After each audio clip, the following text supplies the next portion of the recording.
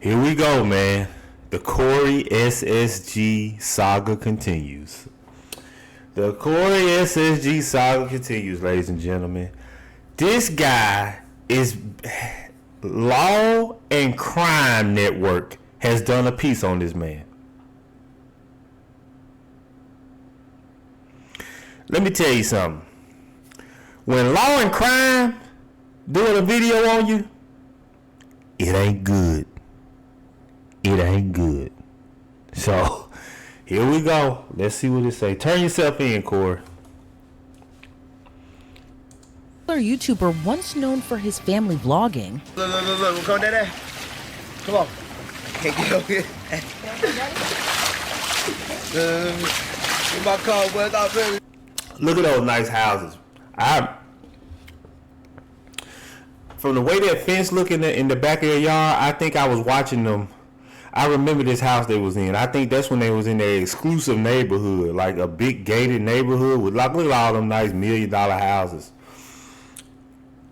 So now, since all this stuff has come out about he don't have any money and how the money tight and how they were faking it for YouTube and stuff, it makes sense now when you look back on some stuff. Like, I remember in their channel, it seemed like every 6 months to a year, they were moving in a different house.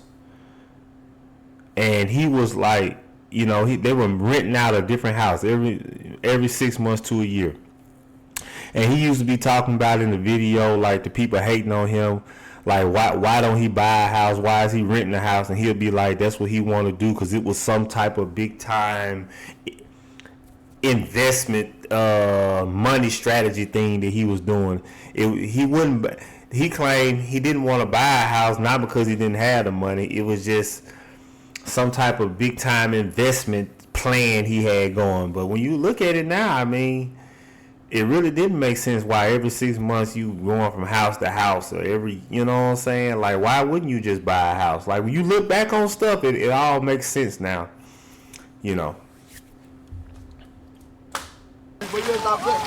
Is now accused of kidnapping 2 women. But the story doesn't end there. Authorities say the Texas-based content creator fled the United States by booking a one-way ticket and hopping on a nearly 20-hour flight all the way to the Middle East. So how did a man with millions of social media followers end up charged with aggravated kidnapping? Well, it all began on November 22nd. That's when a woman exchanged numbers with 26-year-old Corey Pritchett Jr. The woman told authorities the following day she and another woman met up with Pritchett. They did some pretty harmless activities like working out, ATV riding, then bowling. But it was at the bowling alley where things took an intense turn. While there, the 2 women felt like something was off when Pritchett and his 2 friends started acting strange. The women told police they were repeatedly looking around, seemed on edge, and were acting suspicious. The unnamed women told police they learned Pritchett and his friends were having issues with another group that was there at the bowling alley. So they reportedly told Pritchett if he continued acting that way, he should just leave with his friends. Pritchett in turn stepped out with his friends, but never returned, leaving the women behind. After some time, the women... Okay, so it's making sense. So you mean to tell me this started with him having some type of beef with some Negroes in the bowling alley? Some foolishness, bro. And so what happened when he left the bowling alley? He thought the girls, the 19 and 20-year-old white girls, were setting him up. He was just extra paranoid. I don't know. Texted him because they left their stuff in his car. So he asked them to meet, leaving the women behind. After some time, the women texted him because they left their stuff in his car. So he asked them to meet at the H-E-B grocery store parking lot to get their stuff back. When the 2 women showed up, he switched gears and offered to drive them home, and they said yes. But according to the women, Pritchett flipped the script once again. During that drive, he reportedly began acting erratically and skipped what was supposed to be the route to drop them off. The women say Pritchett claimed someone was after him and started making phone calls. Then Pritchett began driving at high speeds, going past 100 miles per hour. The women claim he pulled out a gold-colored handgun and started waving it around the sunroof while still driving erratically fast, then began firing off rounds out of the car. Okay, so he left the girls. He got some dude. He saw some dudes he didn't like at the bowling alley. He left the girls at the bowling alley, and then he told the girls to meet him at the HEB parking lot. Then he told the girls, yeah, because the girls left their stuff in his car, so they met up at the HEB parking lot. Then he offered the girls to take him home. Then on the way home, it's like he flipped out and like, nah, you bees tried to set me up, and started pulling his gun out, acting a fool.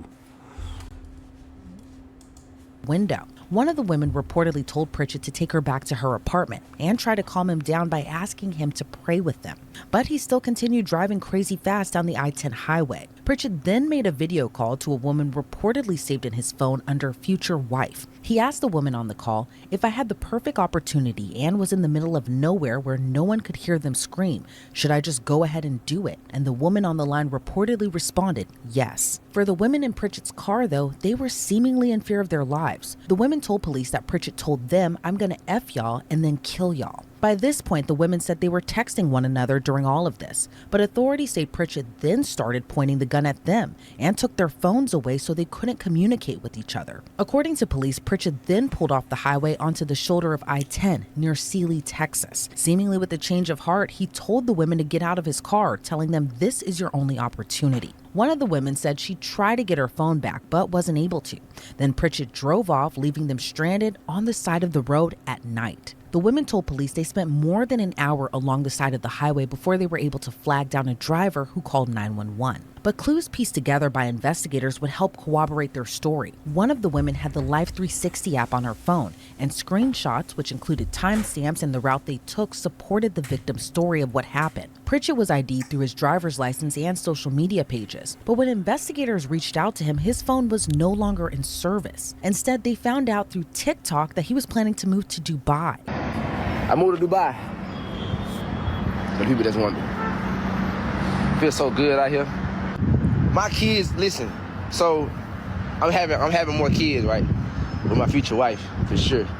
And Aiden, my kids are gonna be homeschooled, bro. It's getting real wicked in the United States. A lot of y'all not paying attention because a lot of y'all sleep, and the news outlets are not speaking on a lot of that's going on there. It's gonna get real over there. Okay, so he then made some bad choices, and instead of being a man and staying home and facing the charges, he abandoned his family and moved to Dubai. You can't run from it, bro. You can't run from your fate, man. You made bad choices, man. I know his dad was in his life from the videos, but I don't know. I know he cool with his dad. They got a nice relationship, but I don't know how much of an impact he might have had on him growing up, because he don't want to be a man and face the music. So after hearing this detailed explanation of what happened with the encounter with those girls, this is what I think Corey did. He think it's a game. See, I think he came back to HEB, picked those girls up, played like he was going to take them home and be nice, and pretended to take them home. I think Corey just, in some sadistic way, he just wanted to scare them girls. That's what I think.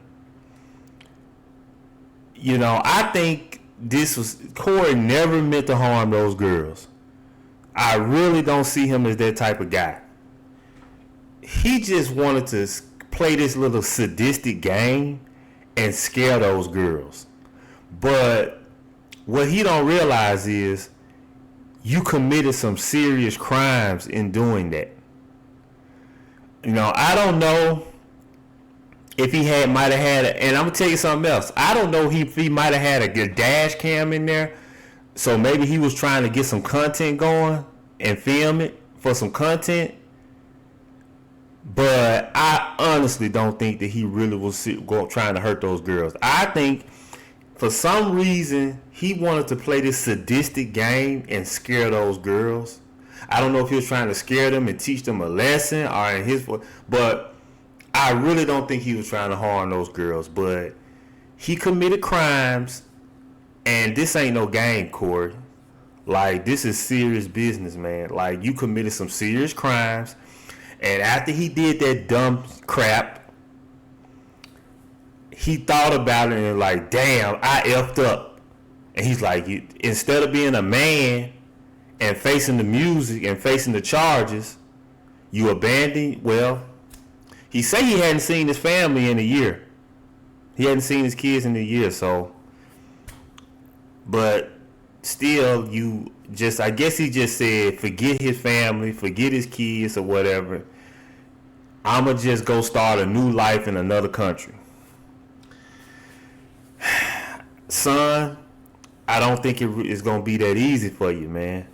I just don't think it's going to be that easy because here's the thing. Let's say you go to another country and start a new family with this woman. You're going to have to spend the rest of your life looking behind your back, son, watching your back.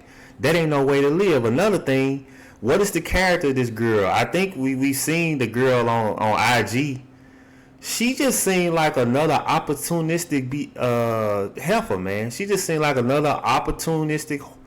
I don't want to call her a whore because I don't know her sexual background, but she just seemed like an opportunistic type chick that just chasing the cloud and want some clout. She don't seem like no real solid chick that you marry and build a family with, bro. So you just making the same mistake over again, like, bro. Well, I don't want to say Carmen was a mistake, but if anything, hell, Carmen might have been. You should have probably stuck with her, bro. But whatever. I might think I'm lying. Y'all might think I'm just talking. Y'all seen it, other people probably saying it. But you know, people don't believe until the shit hit the fan. That's one thing I noticed about most people in the United States. They want to party, ha ha ha, live life, ha ha ha, until it hit the fan. Check this out. I'm going to show you how I afforded this car. Okay, you ready? All right, $118 for car insurance. That's how much I was paying, okay? I picked up the car a few months ago, and watch this. Ready? $97. The fan and everybody, oh, they want to scatter it. Oh. But according to the FBI, they confirmed Pritchett bought a one-way ticket to Qatar on December 9th. A little more than 2 weeks later after buying that one-way plane ticket, Pritchett was officially charged on December 26 with one count of aggravated. By being charged with aggravated kidnapping, Pritchett still continues to post on social media. On January 4th, he posted an article from Houston news station KPRC, along with the caption, "Letter to the internet, it's finna be a ball. Let the show begin, hashtag Houston, Texas. Let me show you how to take monsters down the hashtag smooth way." You see it says accused, right? Don't worry, LOL. I'm finna give you the details on here. Letter to the internet. It's finna be a ball. Hashtag SSG. Let the show begin. Houston, Texas. Let me show you how to take monsters down the smooth way. You see it say accused, right? Don't worry. I'm finna give the details on here and in the court of law. They gonna regret with effing with me like I'm some goofy or some I got the best lawyer in Houston way on my. Okay, here you go again. Worried about what a bunch of regular everyday broke people trying to impress some everyday broke people, bro. You know, here he go running his mouth. If he had a lawyer, he's lying. If he had a lawyer, his lawyer would tell him to shut the F up, because all this social media stuff he's constantly doing, and I might do another video on his social media, because you guys got to see what he's putting on social media. If I can find this stuff, I'm gonna do another video. You won't believe how he think it's a game. He's sticking the middle finger up to the law enforcement, and they gonna get him. But bro, all this stuff you're doing on social media is gonna be used in a court of law. You fool! What a idiot. And in the court of law. They're gonna regret effing with me like I'm just some goofy or some. Oh, and I got the best lawyer in Houston. A day later, he posted a video with the victims as they were ATV riding. That video was captioned tagging Houston PD, as he wrote in part, "We have a case here of popular YouTuber CoreySSG kidnapping 2 white girls." This dude stupid, bro. He tagged Houston PD, bro. We have a case here of popular YouTuber CoreySSG kidnapping 2 white girls, and he's currently on the run in Dubai. I don't know, but yeah, the FBI should be after him. Here's the details. By the way, he just released an album called Reborn Mo. dude, this ain't no game. This dude been caught up in this internet world for so long. He don't know what's the real world. He don't know what the internet world, bro. You're in the real world. You're adding the police. You're adding the police and taunting the police with a video of you and playing with ATV. Okay, they're going to take this video that you put and you trying to show that you were with the girls and you wasn't doing anything against the law. They're going to take this post, you dumbass, and they're going to put this post up, Exhibit A, in the damn court of law. Okay? And they're going to prosecute your ass with that footage, you fool. They're going to turn that footage around and turning it right against you, fool. You better go get Bugsby. You better go get Tony Busby or somebody, boy. This ain't no joke. And he's currently on the run in Dubai, I think. IDK, but yeah, the FBI should be after him. A pretty wild case that is now ranging across two completely different countries that are thousands of miles away from one another. So let's bring on retired FBI agent Colin Schmidt to get his thoughts on this. Colin, thank you so much for joining us today. You know, what is your reaction to this case, from Pritchett's alleged erratic behavior to trapping these two women allegedly in his car and leaving them stranded on the side of the road, then later fleeing off to Qatar? Well, I think the first thing for investigators is kind of look at the totality of the circumstances and look at the big picture, as well as look at credibility of who the complainants are, as well as what's really going on here between these two people. And that's based upon the recent instances of YouTubers or bloggers or social media influencers faking their own kidnappings. So to prevent a waste of resources, they have to just take a step back and kind of look at the big picture. And then, of course, if there is some merit to this, then they're going to have to kind of dig in and find out exactly what really went on between these two. And investigators also say that, you know, GPS data from Life 360, which was an app that was on one of the women's phones, that helped corroborate their story. Talk to me about how investigators use that type of data to kind of piece together, at least verify these types of allegations. Well, in this case, the victim made it easy for law enforcement to track her because they did have the Life 360 app on there. I'm familiar with the app. It's fantastic. And I have used it with my kids as well. So if that wasn't on there, the first step with all these cases, and even if it's a bank robbery or a fraud case, is going to be the phones, and to look in to see if there's any GPS data, tracking data in that phone to find out and to corroborate what the victim is saying that the assailant did. Yeah, and it's also, you know, unclear right now, but from what we do know now, do you think the erratic behavior on Pritchett's behalf might have been someone actually after him, as he had told these women allegedly? Or do you think there's another reason, possibly like drugs, that kind of made him act erratically during this whole incident? Well, with the limited information, available, you'd be speculating on why he was acting so erratic.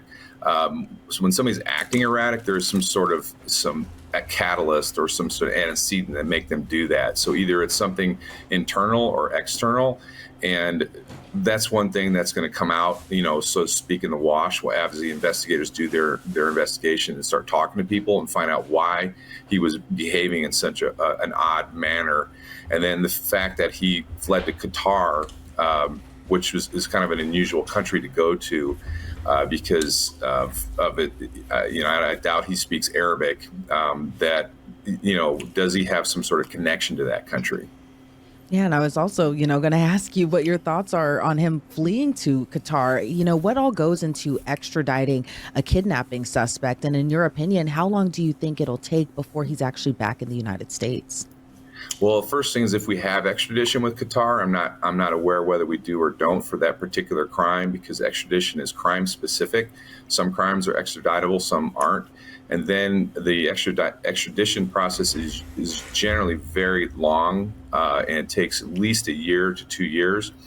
Generally, what the authorities do is they just have the country expel or deport the person that's there. It's a much faster process. Unless the person has some sort of citizenship with that country. And I doubt this gentleman has any citizenship with Qatar.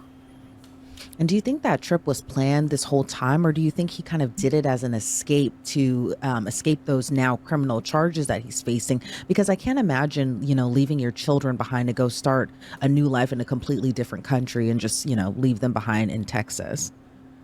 Well, if he was going to Mexico, I would say there wasn't a lot of thought put into it because obviously it's just right over the border. But to take an international flight, I mean, you have to fly through an international hub, whether it be Houston or Los Angeles or New York, and then make a couple of connections to get to Qatar. So, and then, of course, the flight itself is pretty expensive. And then there is going to be some scrutiny on him on when he lands through the authorities there in Qatar. So there had to be some sort of planning to go into it because, like I said, he's just not driving his car over the border going down to Mexicali. He's going to a foreign country, and it's approximately an 18-hour flight. Yeah, and booking that one-way ticket as well, too. I can't even imagine kind of going back to this alleged crime as well. Can't imagine what it was like for these two women who were stranded on that highway until they were able to flag down a driver who eventually called 911, and then authorities arrived as well, too. But, kind of going back to the overall alleged offense in this case, what do you kind of make of just leaving two women stranded on a highway and then just, again, fleeing off to a completely different country? Well, that tells me that there wasn't much thought put into this. It sounds more like this was an impulse crime. He was reacting to some sort of something maybe the women had done to him, or vice versa, and this was reaction, and he didn't think it through. And then I think finally it kind of dawned on him that what he had done is basically going to land him in jail, and he essentially panicked. Kicked him out or put him on the side of the road, and then obviously left the country. So he's definitely has a lot going on inside his head, and this case is only going to probably get stranger as the investigators dig in. Yeah, and you mentioned something earlier in our discussion, just about. Yeah, it's definitely gonna get stranger. He's right about that. Definitely, it's already getting stranger. His whole social media persona, which is kind of another added layer to this whole entire story. Pritchett has millions of followers across different social media platforms, but then you tack on this alleged behavior and this alleged or this crime as well too. What do you make of all of that, given that he was this kind of apparent rise on social media, and then he got kind of famous as well too, doing family content, and then for this to kind of come out? What do you make of just kind of that Jekyll and Hyde situation that we're kind of seeing all unfold? Well, that's from where I started with this, that because of his social media presence, law enforcement is going to have to kind of dig in and kind of determine what the motive behind this was. Maybe he had no intent of harming these women. He was just doing this for the classic clicks. Right. Or, like I said, he had something going on in his life that made him panic.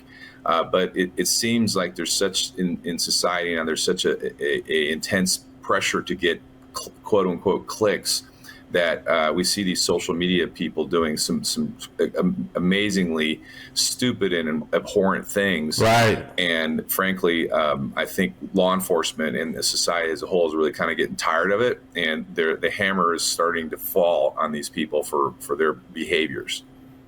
Now, say Pritchett makes it back to the United States, he's facing this kidnapping charge. How long of a, potential sentence or punishment do you think that he could be facing now? Well, if the federal authorities get involved, I believe you could get up to life in prison for kidnapping. Damn! So, depending on He said life in prison. Life in prison. Damn. circumstances, and if it's provable, in this case, he didn't take the victims over state line. You could get up to life in prison for kidnapping. So depending on the circumstances and if it's provable, in this case, he didn't take the victims over state lines. So there's an argument that it's not a federal crime. However, there is a kidnapping statute in Texas. So, and Texas has a pretty aggressive law enforcement culture there. So he's going to be facing some jail time if it turns out that this was legitimate kidnapping and these women are willing to testify. All right. Well, Colin, I want to thank you so much for joining me and giving me insight into this case. Before we sign you off, though, anything else you'd like to add? I think it just comes, like I said, full circle about all this social media clicking nonsense, and it's really gotten out of hand.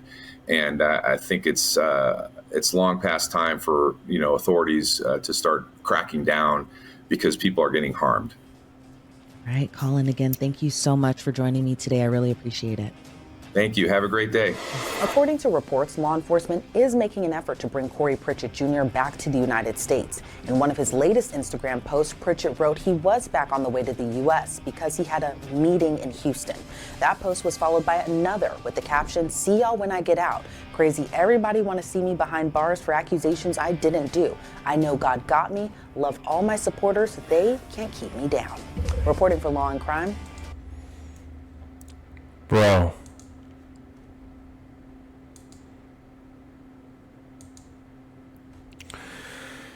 Bro, they said life in prison, bro. Life.